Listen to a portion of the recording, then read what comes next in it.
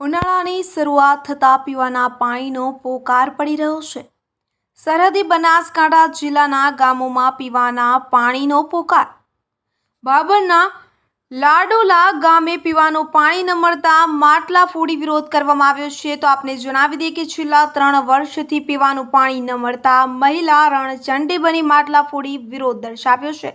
મહિલાઓએ વિરોધ દર્શાવ્યો છે તો બાબરના લાડોલા ગામે પીવાનું પાણી ન મળતા માટલા ફોડીને મહિલાઓએ વિરોધ કર્યો છે। પીવાના પાણી માટે 2 થી 3 કિલોમીટર સુધી દૂર પાણી ભરવા માટે જવું પડે છે, ત્યારે નાના બાળકોને ઘરે એકલા મૂકીને દૂર સુધી પાણી ભરવા મહિલાઓ મજબૂર બની છે। લાડોલા ગામની મહિલાઓ વારંવાર રજૂઆત કરવા છતાં પણ પાણી ન મળતું હોવાના આક્ષેપ કરી રહી છે।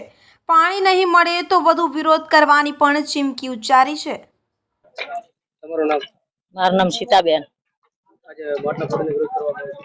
પાણી નથી સાહેબ મળતું એટલે માટલા ફોડે વિરોધ। પાણી નહીં મળે તો અમે જો માટલા જો વિરોધ કરશે ને માટલા ફોડશે। કેટલા દિવસથી પાણી નથી? ઠામકું આવતું જ નથી। કેટલા દિવસ થઈ ગયા? 3 વર્ષથી। હા, એટલે તમારે પાણી ભરવા માટે ઘણું છે, વાડીમાં ક્ષેત્રમાં જવું પડે છે અને એ પાણી પૂરતું નથી હોતું। 3 વર્ષથી પાણી આવતું નથી, હા, તો તમે ક્યાંથી લાવીને પીઓ છો પાણી? આ પટેલાના બોરા માથે જાવ હોય। કેટલું દૂર છે? ખાસું કિલોમીટર હોય, અમુક 2 કિલોમીટર જવું પડે।